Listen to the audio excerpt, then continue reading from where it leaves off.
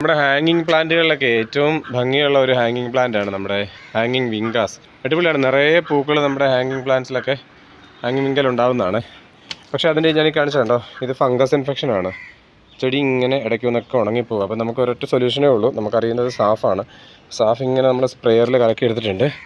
എന്നിട്ട് നമ്മളിങ്ങനെ സാഫ് ഇലയിൽ ഫുള്ള് സ്പ്രേ എടുക്കുക. ഇതിൽ നീല കളറിൽ പറ്റിയിരിക്കുന്നുണ്ടോ, സാഫിൻ്റെ കളർ അതാണ്. നമ്മുടെ മറ്റൊരു ഹാങ്ങിങ് വിങ്കയാണ്. ഇതിൻ്റെയും ഫംഗസ് അടിച്ചിട്ട് നമ്മൾ കട്ട് ചെയ്ത് കളഞ്ഞ ഭാഗങ്ങളാണ്.